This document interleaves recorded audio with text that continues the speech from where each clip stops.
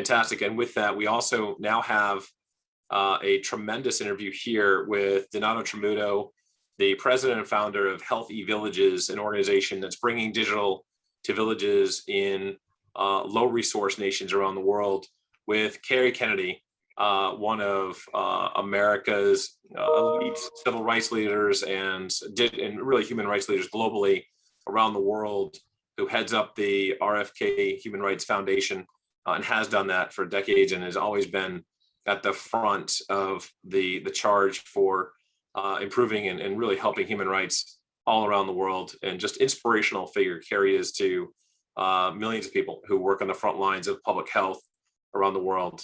So looking forward to this interview. Thank you, Kerry Donato.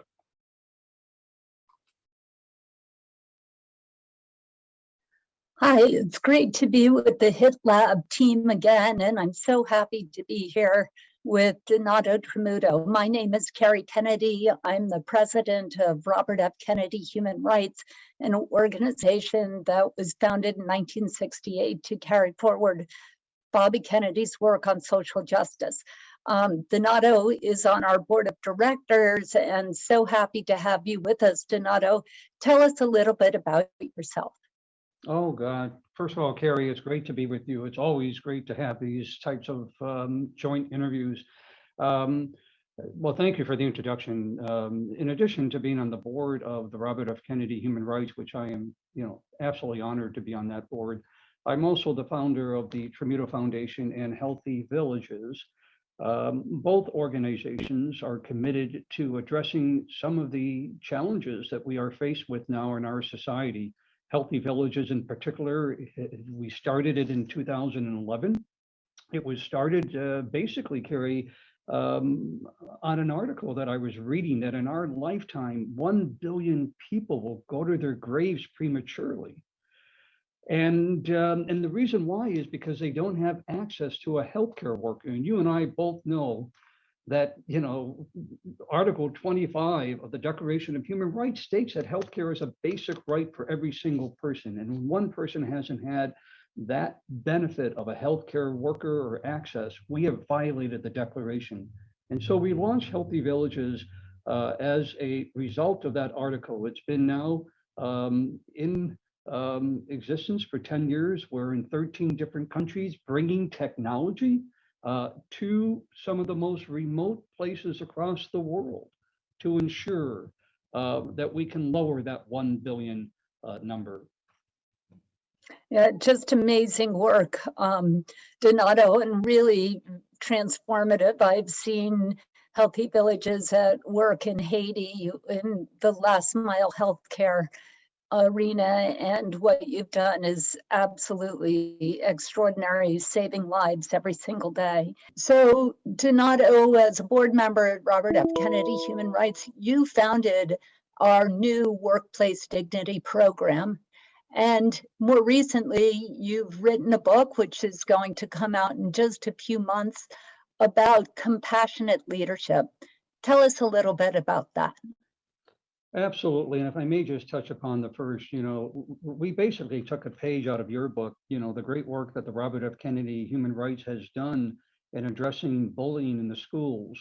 My belief as a CEO for many, many years is that those who were bullying in high school and college don't leave with this dispensation. They continue it in the workplace. And so I was very honored to be able to introduce the program in the Robert F. Kennedy Center. However, what we now have done is realizing that we are lacking this sense of, and people have used the term servant leaders. I like to call it compassionate leadership, because what we did, Kerry, is that we've interviewed 40 world leaders, and many of these viewers are going to know who those leaders are. Bruce Broussard from Humana. We interviewed Alex Gorski from J&J. But we also interviewed a 16-year-old young lad who started a not-for-profit organization addressing loneliness. And so what we did was to really understand what compassionate leadership means in the cohort of the 41 we interviewed. But we also surveyed 1,500 people across the United States and compared the two. Let me tell you that the data is rich, and this book is absolutely needed today. There is a huge gap between what the cohort of leaders believe they're doing to lead with compassion versus what I think the employees are actually getting. Exactly. So talk about that. What is the disconnect between employees and leaders, and how do we rethink leadership? Well, it's a very good question, and I do think we need to rethink leadership. COVID-19, as we all know, has changed the world, but other important issues like climate change, social unrest, and financial inequities have impacted our workforce. So let me give you one gap that we found. The average CEO in the United States, Kerry, is 59 years old. By the way, that's the same average age for our elected leaders in Washington. Yet, 50% of today's workforce are age 40 and under. And by the end of this decade, that's going to rise to 75, 80%. There's a disconnect just there. We're not understanding what the Gen Zers and the millennials want in the workforce, yet the CEOs are hiring in their likeness. They're bringing other 55-year-olds into the C-suite. So right there is an enormous what we call age bias. The other bias that we found in the survey that we did of the 1,500 is that greater than 70% of that cohort felt that compassionate leadership could lead to collaboration, more collaboration in the workforce. But then when we went back and asked, is the workforce more competitive than collaborative? There was a significant percentage of employees say the workforce is still competitive. So as this data gets, unleashed, it's going to help, I think, current and future leaders to understand that there is a prescriptive venue on how to lead with compassion. Well, let's talk about what are some of the myths around compassionate leadership? Well, myth number one, and by the way, for many, many years, when I used the term compassionate leadership, I would have my colleagues say that's weak leadership. Actually, it's very, very strong leadership. If it's used in the right approach, and we introduced this new concept of the 3 T's, start off with tenderness to get the trust, and then you can be tenacious. Too many leaders start off with being tenacious, and then they have to go around with the pooper scooper. They're such a mess. And the other one is that compassion, myth number 2, that compassionate, is the same as being nice. It is not. I can be nice. For example, I can walk down the street and see someone who is in need of food and say, gosh, I feel sorry for you. I'm being nice. What we've learned with compassionate leadership, it's empathy plus action equals impact. If you don't have action in that venue, you're not going to have the impact. So there's a few. The last one is, and this is going to shock a lot of, I think, those who read the book, is I've been taught for years that culture eats strategy for lunch. Wrong. You must have the trust first before you can address the culture. Too many leaders jump in, they put the mission together, they put their vision together, the values, and they haven't gained the trust of the employees. And today's employee wants the trusting relationship. The last myth that I'll leave with the folks is that be vulnerable. We've been taught that by being vulnerable means that you are weak. And what we're learning is the more you are willing to be vulnerable in the workforce, the more you will gain the trust of the employees, which will allow you to lead with compassion and make a real impact in the company. Donato, you talk about empathic leadership, and you say that's not enough. What do you mean by that? What's the difference between empathic and compassionate? Yeah, and let me give you an example. When I was the CEO of Tivity Health, I never took the CEO elevator to my office. I always got on the elevator that all the other employees got on. And one morning when I got on, I would always ask the question, tell me about what you are experiencing today. And one time this employee opened up about his family had been killed in Iraq. Now I could have just said, I feel bad and hope your family does well. What I did was the opposite. I brought that employee to my office and we raised money that day to help the survivors.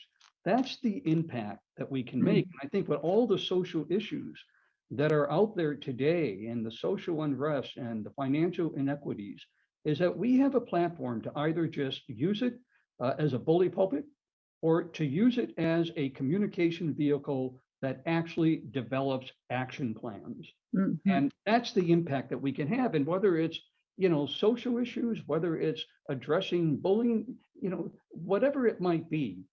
And by the way, there's benefits to it. You go home feeling much better. The employees feel much better. They feel like there's a soul. Kerry, before I attempted the concept of writing the book, I thought about it for 3 years. But after we finished it, we were not faced with this new term, the Great Resignation. You've heard of that term now? Of course. And I'll tell you, when you read the book, this is exactly, employees don't want just higher salaries. They don't want just greater bonuses. There is something that's lacking in this workforce, and that is a sense of belonging. And that's the impact that a compassionate leader can provide is this sense of belonging.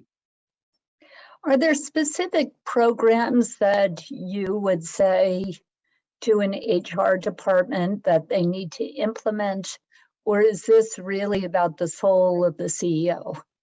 Well, what I would say is read the book. That would be a great program. I think it's more than just having a soul. And, the 41 leaders that we interviewed is that they all had souls. They all had this ability to want to connect.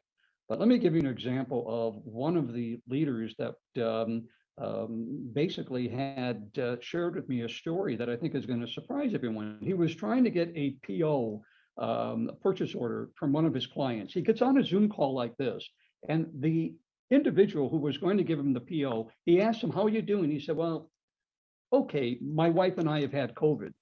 And the leader said, I feel bad. When can we have that PO? Well, guess what?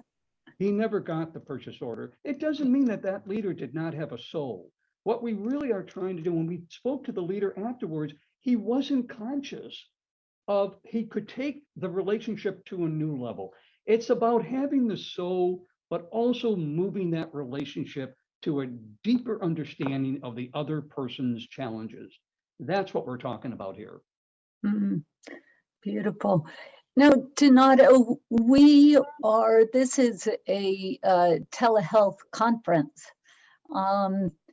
And so when people are working remotely, when everybody's on Zoom calls, as you and I are right now, what are the rules of the road when we can't be in person, when we can't give that person a hug, or let them know how much we care, when so many of our employees are people we've actually never met in person? What are people to do? Well, it's a great question. And first of all, as you and I talked about earlier, there is an enormous amount of Zoom fatigue. But compassionate leadership is really focusing on helping others succeed. And so in your Zoom call, I know we all have agendas. Listen, I'm a very pro-agenda type individual, but I never start my Zoom calls off with my staff by, okay, let's go through the agenda. I start off, share with me how you are feeling. And, you will be amazed how people open up. I've had some leaders ask me, I can actually do that. I don't want to get involved in their personal life. You're not getting involved. That person will choose whether or not they want to share the deepest, most, intimate things about their life. But what I have found by taking that moment, you'll learn that somebody might be struggling with childcare. Somebody may have had, like I gave you the example of that leader, with his customer, may have had COVID. Use the first 10 to 15 minutes, to get to know individuals. The other thing is, Yogi Berra once said, you can observe a lot by just watching. You're going to have to step up and use your nonverbal skills. If you see, and I can see it, I end meetings earlier now. Don't plan to end meetings later, and don't plan to always end meetings on time. Give them a 5-10 minute break. And so there are things that we can do that can demonstrate that sense of compassion, but also that sense of belonging. That's really beautiful. Well, Donato, only you could have written this book. It's a reflection of the way you walk through life. And it's so wonderful to be with you always. And thank you for sharing with everybody at HitLab. Well, Kerry, right back to you. Thank you for everything you do. You're an inspiration to me and so many others. So it's great to be on this call with you today. Donato, this book is inevitably going to be a bestseller. How do we order it? Well, thank you, Kerry. The book will be out March 1st. It's titled The Double Bottom Line: How Compassionate Leaders Captivate Hearts and Deliver Results. You can order it on Amazon. However, we don't see this just as a book. We see this as a movement. There is a website, donatotramuto.com/compassion. You can go onto the website. There are various programs that we are now providing. There's going to be an annual conference that's going to be sponsored by a university that's going to convert the book into a curriculum. But for now, they can pre-order the book. And the only reason why, Kerry, funny, it's delayed until March because there's a paper shortage, if you can believe that. I believe it. There's a shortage of a lot of things, so I believe it. Okay, well, thank you, Donato, and thank you again for your amazing work. Well, thank you. Incredible interview. Thank you, Kerry. Thank you, Donato. Just extraordinary to see the good work happening, not just through Healthy Villages, but also with the RFK Foundation for Human Rights, and just how critical we're seeing digital, whether it's the tablets that Healthy Villages is supplying villages around various parts of Africa and around the world, or whether it's what Kerry is doing with RFK Human Rights as well, in really helping to ensure that the human rights of people in some of the world's biggest countries and lowest resource countries are being addressed, whether it's gender equity, or whether it's free speech, or whether it's living without fear, and many other components of that. So please go to RFK Foundation or the Tramuto Foundation and do see how you can assist those two important groups. And again, as we talk about digital health and human rights, again, what Donato was talking about relative to leading with compassion and the 3 T's, it is important that that is the cornerstone of what we're trying to do as organizations globally to begin a conversation around digital health and human rights, but also begin to take action.